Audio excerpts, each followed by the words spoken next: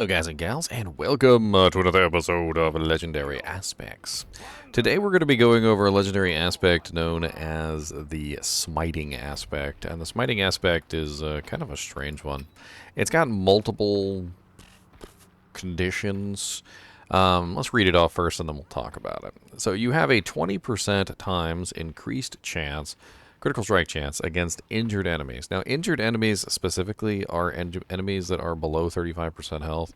And I've never really been one to really like the whole injured aspect of the game. I mean, there's sometimes it comes in handy, don't get me wrong, but I do feel like a lot of the times when it comes to injured effects, that a lot of the time the monster is already mostly dead.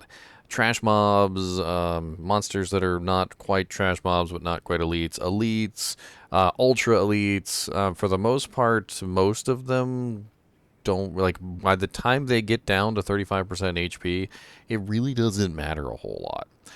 Bosses, it does matter. So, like on bosses, it's definitely nice to have increased critical strike chance during that phase when the monster is injured. And so there are times when having an additional critical strike chance against a monster who's injured is nice. And then while you are healthy, you gain 40% times increased crowd control duration. Now, healthy is a little easier. It's basically above 80% HP, and as long as you are basically sitting at the healthy indicator, you're going to get an increased crowd control duration. Now, crowd control duration, I'm not really entirely sure is all that amazing either. I mean, yes, you can have some pretty nice crowd controlling characters, but for the most part, the crowd controls seem to last a pretty long time on their own. And having an increased duration for the crowd control, I'm not really sure is all that worth it. I mean, again, and this is another similar situation where increased crowd control duration is also something that's really only going to be useful versus non-bosses. So one of the effects, the critical strike chance, is really only going to be useful against bosses. And the other one, which is the crowd control duration increase, is really only going to be useful against non-boss monsters because, of course, bosses are not capable of being crowd controlled.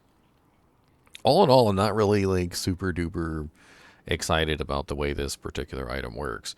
It seems like it could be useful in slim situations, but there's so many other better aspects out there that I feel like just work way better, way more better than this one does.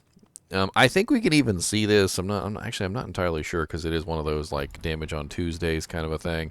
And they had the damage on Tuesday shirts earlier. And the damage on Tuesday shirts is a funny thing to basically mean that, hey, you know, like, you don't get this effect unless the monster is fulfilling all the obligations, essentially, of, you know, like, what's going on, right? I have this by mistake here. I was using it in my other video. So obviously, once the monster is injured, which, as you can see how the monster is not injured, not injured, not injured, not injured, not injured.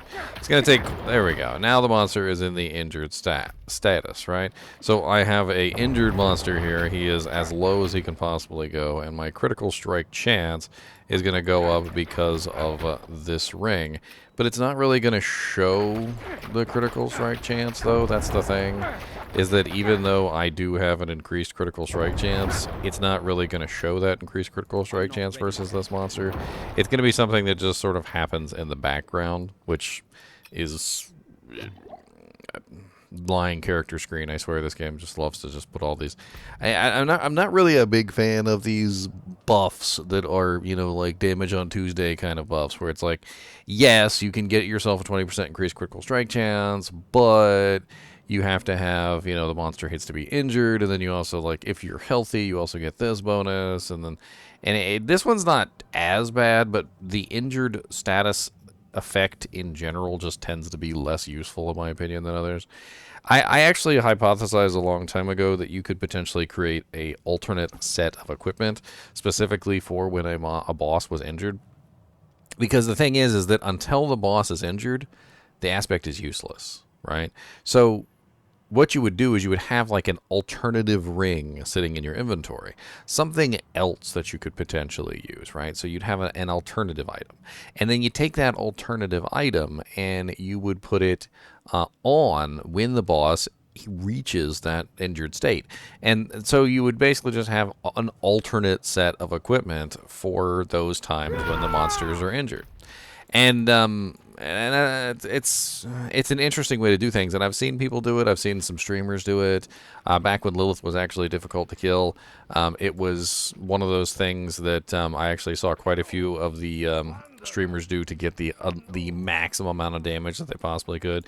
They would fight Lilith down to about about 35%, then swap in like another set of rings and amulets that would have all the injured modifiers on it, and then once they have once the boss is injured, then you start just unleashing hell into it, because of course you got all these injured modifiers that are normally just kind of useless, except for obviously when a boss is injured.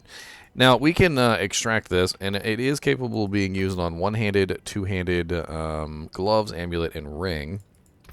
So let's take a quick look real quick and see what it looks like on an amulet. And I'm not actually going to view it on there, but we're going to at least take a look at it. So it does go up to 30% critical strike chance on the amulet, and if you threw it on a two-handed weapon, that would be a maximum of, 40% critical strike chance? So a pretty crazy amount of critical strike chance that you can potentially get from this if you want to, utilize it that way. The main issue that I've got with this particular item is that, well, yes, critical strike chance is nice. And yes, when the boss is injured, you're going to get a huge amount of critical strike chance, especially if you throw it on a two-handed item. The main problem with this is that it just feels like critical strike chance in general is just really easy to get in this game. I mean, I've played tons of games in my time. Lord of the Rings Online, like Elden Ring, Skyrim. I'm trying to go through like a more crazy list of games like Dark Souls and whatnot.